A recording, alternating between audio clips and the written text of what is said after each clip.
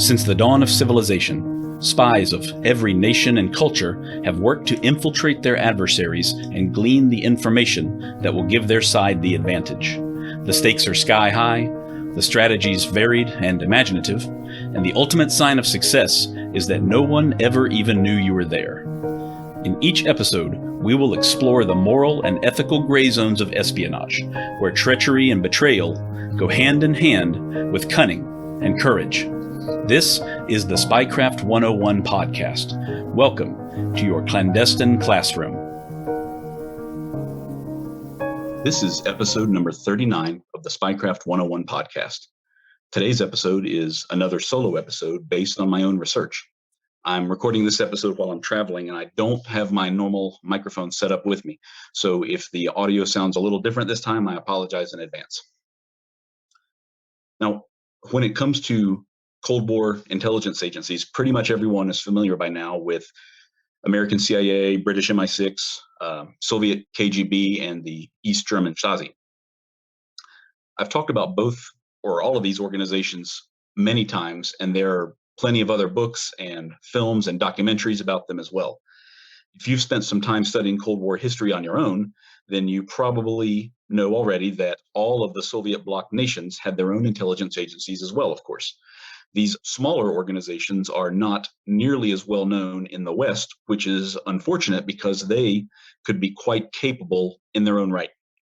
I do have one previous episode about the Polish UB, which is episode number 27 with John Pomfret. So I encourage you to listen to that one if you want to hear about a different Eastern European intelligence organization.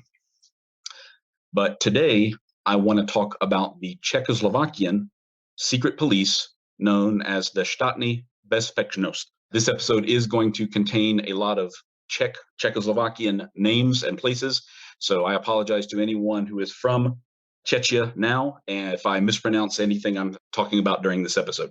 Time and time again, the STB has come up in my research, and they were an almost shockingly effective and brutal organization for their time. The STB had some amazing successes against the Western intelligence agencies during the Cold War, and they effectively repressed dissent among the Czechoslovakian population through some very cruel and ingenious ways. So for this episode, I'm going to share a number of stories of STB operations stretching from the late 1940s through the late 1980s. This is not by any means a comprehensive look at all of their personnel or all of their operations, just a few examples that I've looked into that demonstrate what an organization with almost no limits on its operations can accomplish when the goal is to undermine your foreign adversaries and to instill fear and compliance in your population. To begin with, the STB was formed in June of 1945, just as World War II was ending in Europe. It began as an arm of the Czechoslovakian Communist Party, not as a government organization.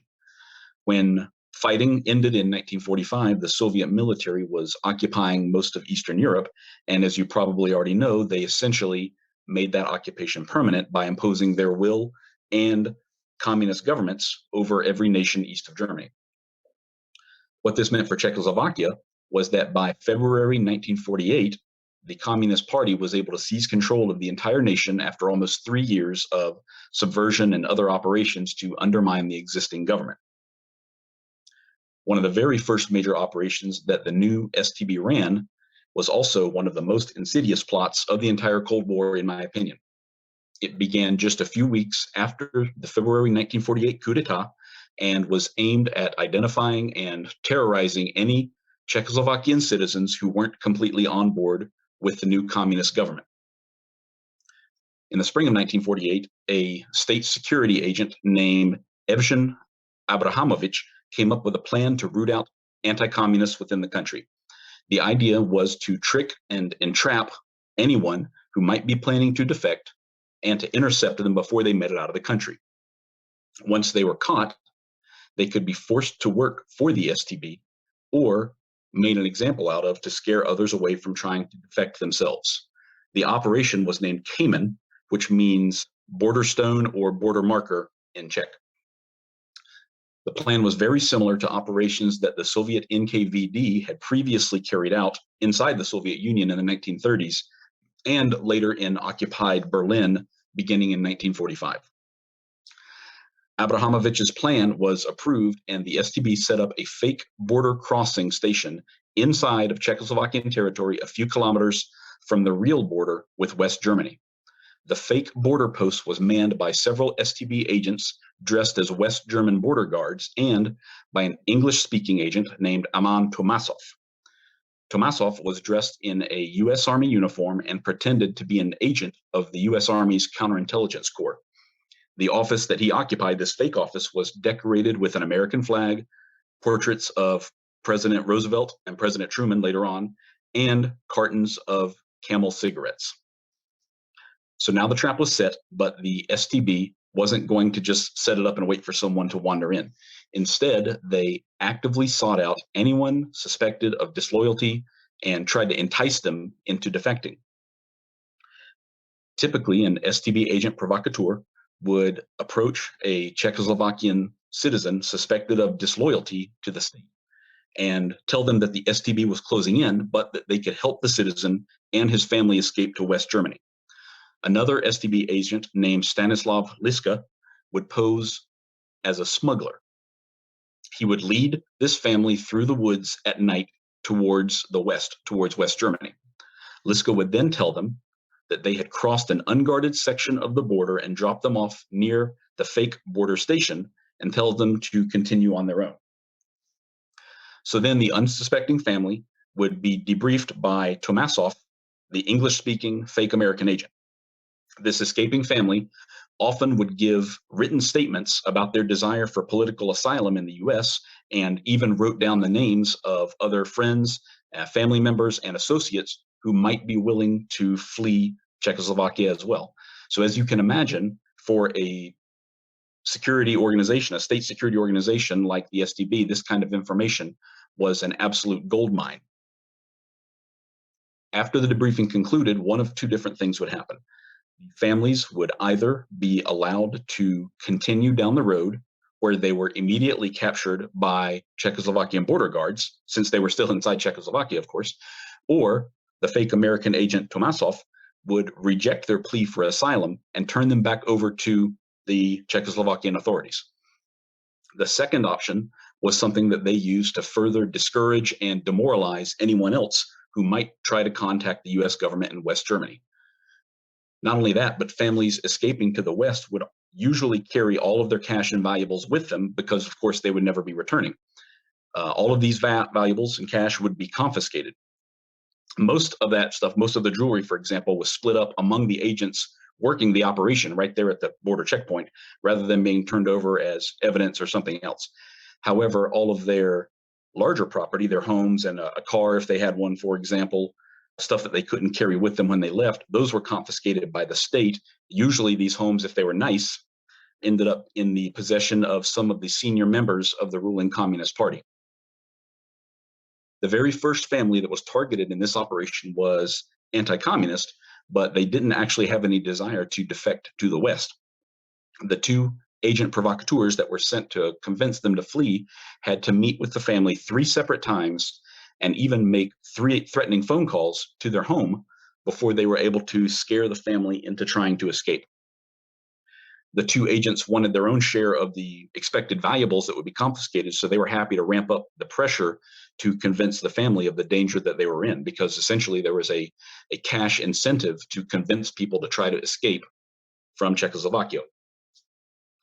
The operation didn't always run very smoothly, though. Tomasov's English wasn't perfect. It was his second language, and a few of the potential defectors saw through his ruse pretty quickly. But by that time, they'd already made their way to the border, and it was too late for them, regardless of what they said at the time. Operation Cayman ran for 3 years until 1951, when U.S. diplomatic protests became too significant for the Czechoslovakian government to ignore. All told, around 300 people were arrested at the fake border checkpoint and imprisoned because of Operation Cayman, and 16 of those 300 were executed. Of those who were imprisoned, several of them also committed suicide as well while they were in prison. Years later, it was revealed that U.S. intelligence first learned about the operation from Liska, the smuggler, who had been on their payroll right from the start. Liska was arrested on suspicion of being a spy, but successfully talked his way out of the situation and was released after a few months by the Czechoslovakian government. He himself later escaped to West Germany after he had condemned so many other innocent citizens who had tried to do the same thing. Now let's fast forward a few years to 1964, which was the year of Operation Neptune. Neptune was an incredible disinformation campaign run by the STB and directed against West Germany. It was organized and run by Ladislav Bittman, now known as one of the most famous and talented Czechoslovakian operatives of the Cold War. The disinformation operations centered around fake Nazi documents, which were, quote, discovered, unquote, in a lake bed in a highly publicized recovery operation.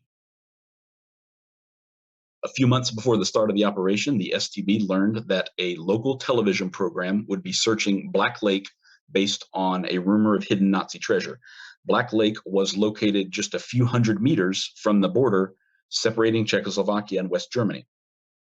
This was an unexpected opportunity, so Bittman and other agents from Department D of the STB swung into action. First, they had the lake cordoned off by troops conducting a field exercise so that no one could approach. Then they placed 4 sealed metal cases filled with papers inside the lake and the lake bed and partially covered them with mud. Ladislav Bittman himself was an accomplished diver. It was one of his hobbies. So he personally placed the metal cases in one of the shallower parts of Black Lake in the middle of the night.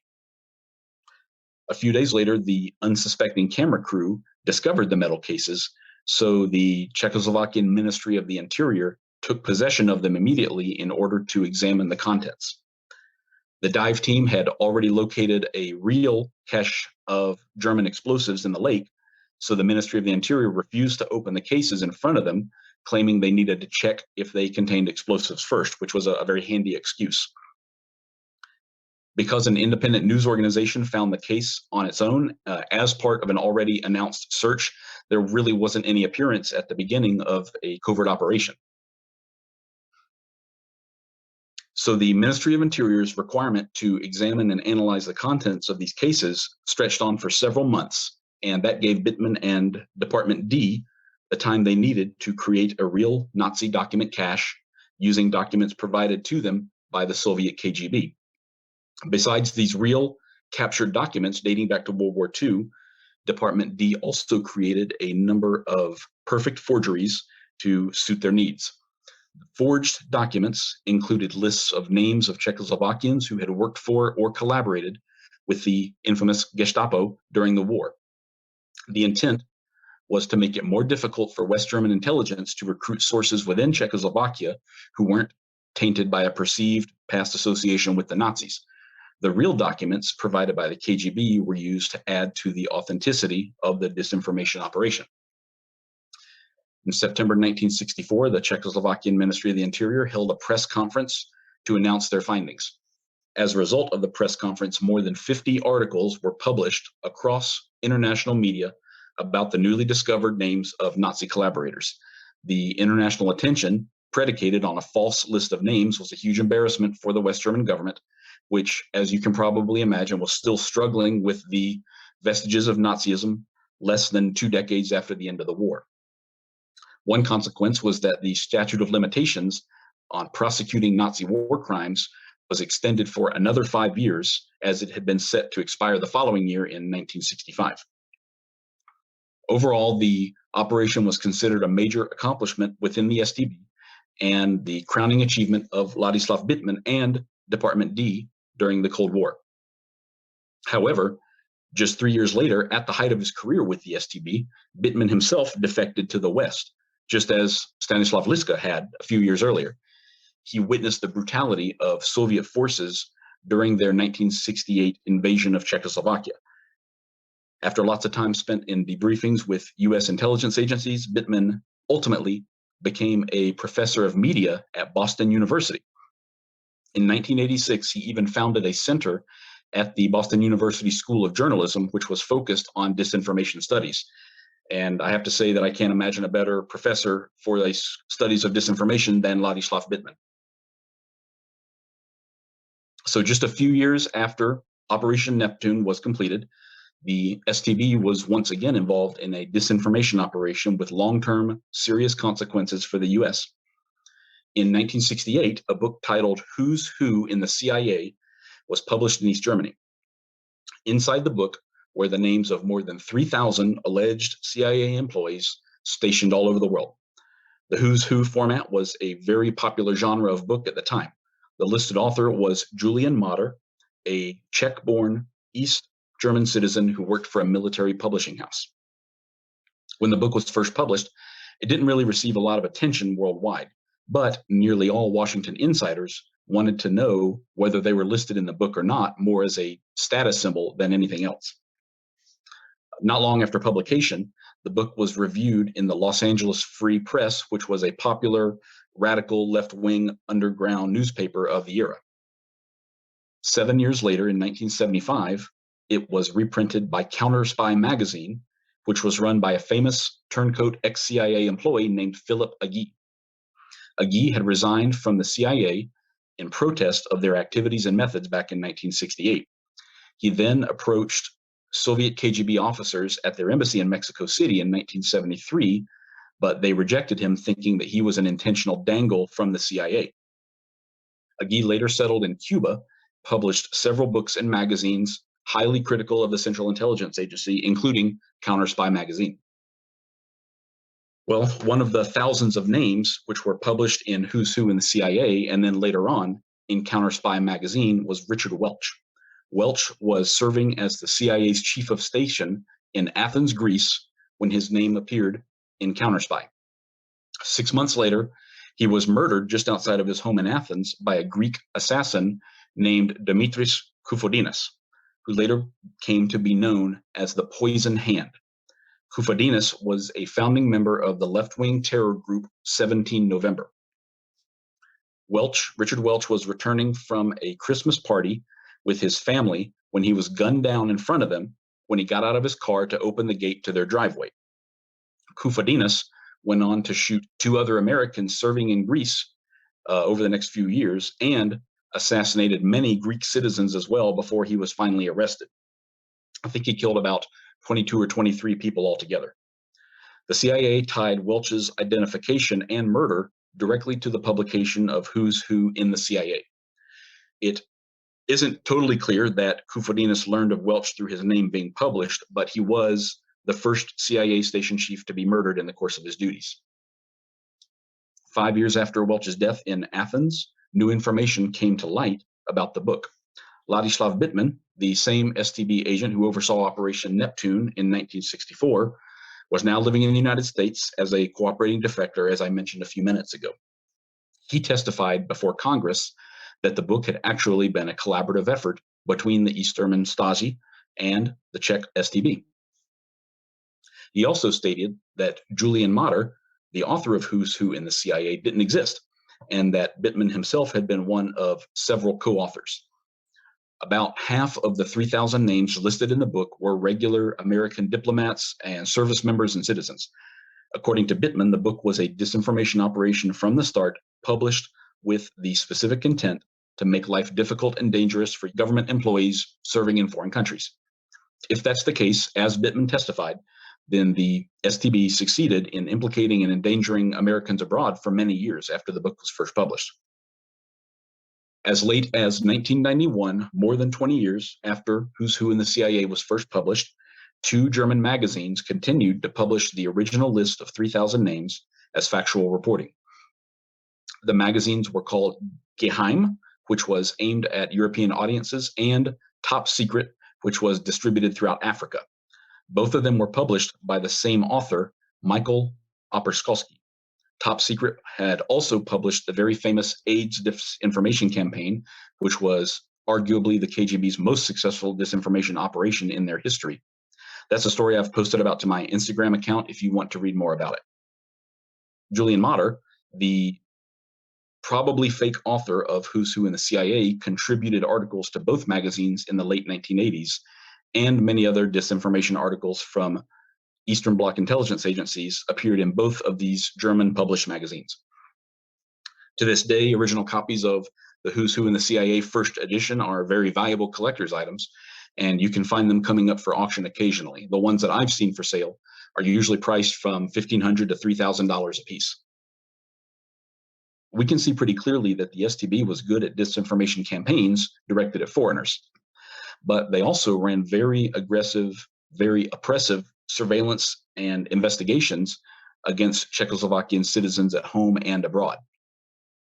They're estimated to have employed around 200,000 agents and informants over the years, which included around 3,000 collaborators or spies who kept tabs on Czechoslovakian citizens living abroad. The STB imprisoned more than 280,000 people between 1945 and 1989 for political crimes. They also had enough surveillance personnel to run 600 surveillance operations simultaneously. I'm talking about 600 teams surveilling 600 suspected disloyal Czechoslovakian citizens, which is an amazing number of operations in a relatively small country. Besides human agents, they also made use of technology, of course. Just like the East German Stasi and the Soviet KGB of the era, the STB concealed cameras and tape recorders in just about every object imaginable. These included tree trunks, baby carriages, coat buttons, garbage cans, and almost anything else you can think of. As late as 2006, an STB camera was discovered inside a lamppost in the capital city of Prague more than 17 years after the organization ceased to exist. And I would imagine there's probably still a lot of hidden cameras inside of walls that have yet to be discovered. The archive records of the STB have now mostly been declassified and are becoming available for public viewing and research. And that includes many thousands of photographs from their surveillance operations. One thing that is clear is that no one was above suspicion, regardless of their role in society. STB agents surveilled playwrights, opposition party members, nuns, and other religious figures, and plenty of everyday citizens as they went about their lives on the streets of Prague. One of their highest profile targets during the Cold War was Milan Kundera, an author whose most famous work is called The Unbearable Lightness of Being. And it's a novel set during the 1968 uprising in Prague. He was expelled from the Czechoslovakian Communist Party in 1970, and he moved to France in 1975. But while Kundera was still living in Czechoslovakia, he and anyone he interacted with were followed and photographed. You can find surveillance photos of him online right now, including a pair of photos taken from two different angles where he is speaking to a woman on a street corner. In both of the photos, you can see the two STB agents who are following him as they each appeared in the background of the other agent's photograph. The government revoked Kundera's citizenship in 1979, and he became a French citizen 2 years after that. Kundera has been nominated for the Nobel Prize for Literature several times throughout his life, and at present, he still is living in exile in France, rarely returns to his homeland even decades after the collapse of the communist regime. STB was also extremely proactive in searching out potential anti-communist sentiment, like I mentioned before with Operation Cayman. Right from the start in 1948, the STB began infiltrating and even taking over anti-communist groups throughout the country. They even took it one step further and set up fake protest groups and activist organizations, and then ensnared anyone who showed an interest in joining. There was no way to express any kind of dissident sentiment without falling right into an STB trap, is what it appears. Before we go on, I want to take a moment to fill you guys in on the newest tool that I'm wearing and carrying in daily life. It's the Donovan non-metallic knife from Black Triangle. If you aren't familiar with Black Triangle, then you're really missing out. I love these guys because they put the dagger in cloak and dagger. If you've been following me for a while now, then you probably already know why Black Triangle has called their newest non-metallic knife the Donovan. It's named after General William Wild Bill Donovan, the head of the U.S. Office of Strategic Services during World War II. Under Donovan, the OSS was unconventional, unexpected, and highly effective, just like Black Triangle's tools. The Donovan is manufactured here in the United States. It's made entirely of G10 composite and comes with a thermoplastic sheath and a couple of amazing extras, which you'll have to see for yourself. You can find it at blacktriangle.com. That's blktriangle.com. You can also get 15% off your first order with Black Triangle using the discount code Spycraft101 or by navigating to blacktriangle.com/Spycraft101. I love mine, and I know you're going to love yours too. So back to the STB. On at least one occasion that we know of so far, the STB apparently employed an American as one of their informants, or maybe I should say a former American. If you've listened to my previous podcast episodes, you might recall episode 29, which was about American POWs during the Korean War who were turned by their Chinese captors and defected to China rather than return to the United States when the armistice was signed. One of these POWs, who we mentioned very briefly at the end of the episode, was Corporal John Dunn. John was drafted into the Army and trained as a radio operator before he deployed to South Korea in 1951 after the war had already started. He was only in country for 3 weeks before he was captured by Chinese forces and held prisoner until 1953 when fighting ended. During his 2 years of captivity, John capitulated and joined the Chinese. When the armistice was signed, 23 American prisoners of war refused to return to the U.S., including Corporal Dunn. The men were used in propaganda footage by the Chinese government and eventually resettled and given jobs in China. In fact, the term brainwashing was coined to describe their re-education, and the American public was totally stunned to see them switch sides like they did. Nearly all of the 23 men eventually regretted their decisions to defect and slip back to the U.S. over time, except for John. He stayed in China until 1959, and then he moved to Czechoslovakia with his new wife.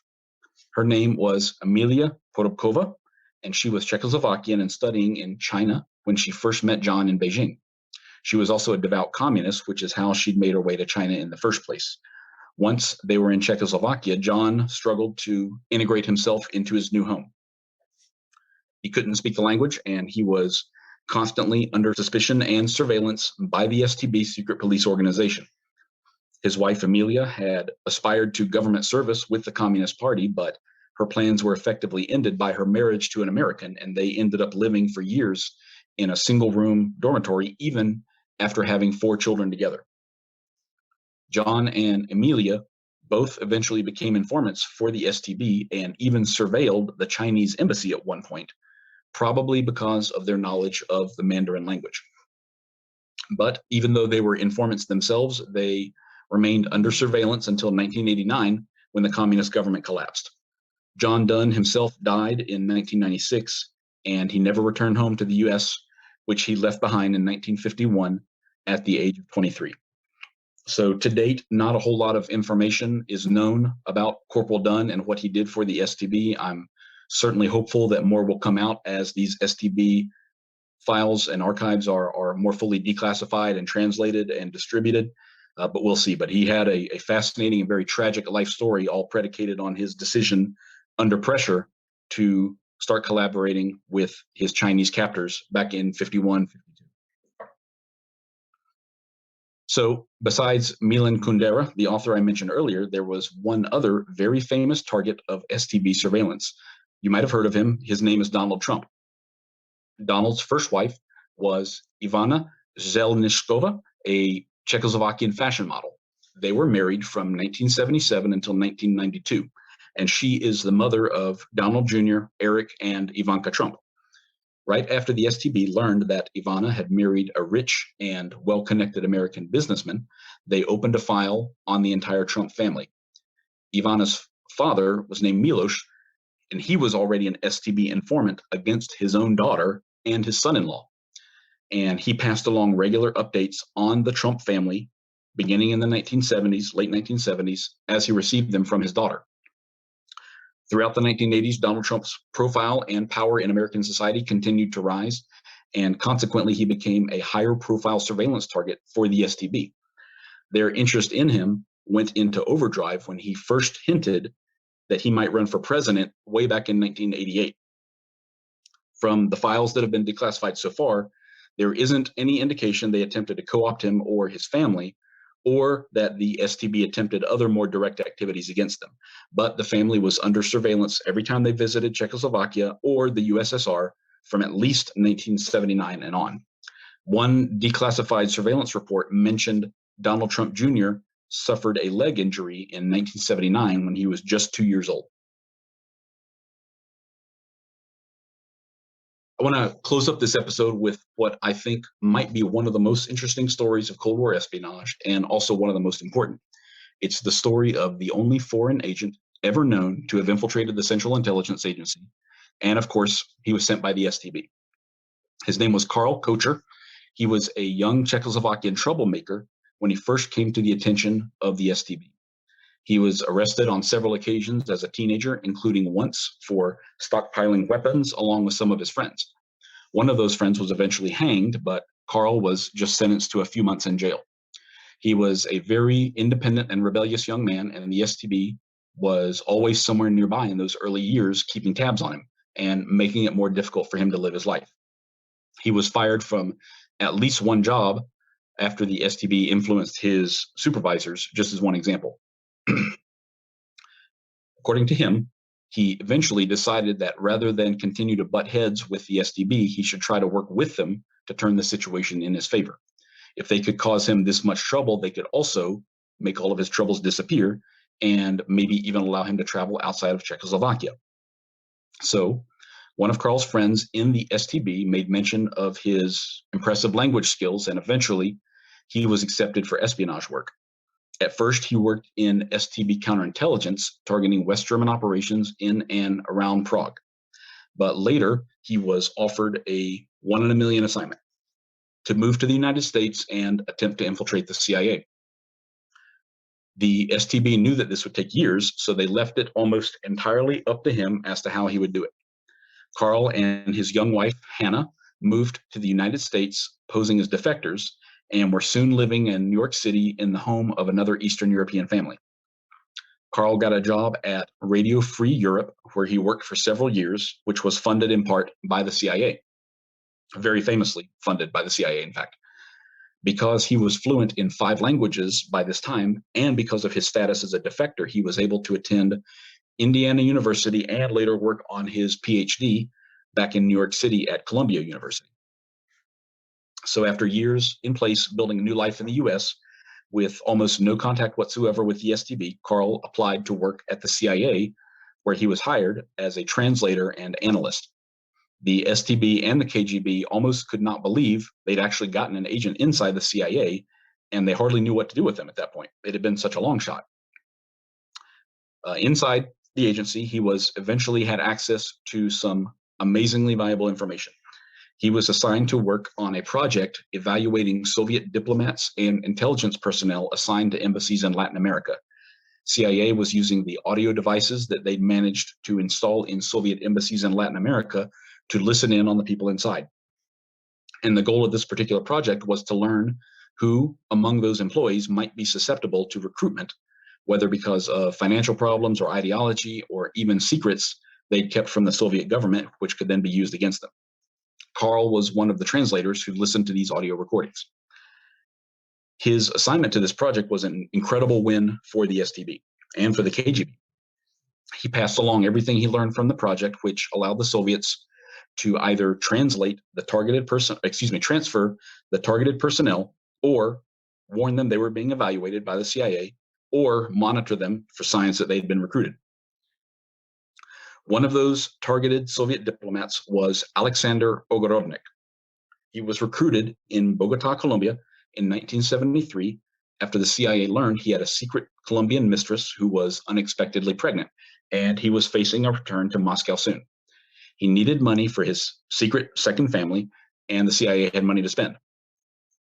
He was given the codename Trigon. Ogorodnik was trained to use the T50 ultra miniature camera, which is one of the most incredible spy cameras ever made.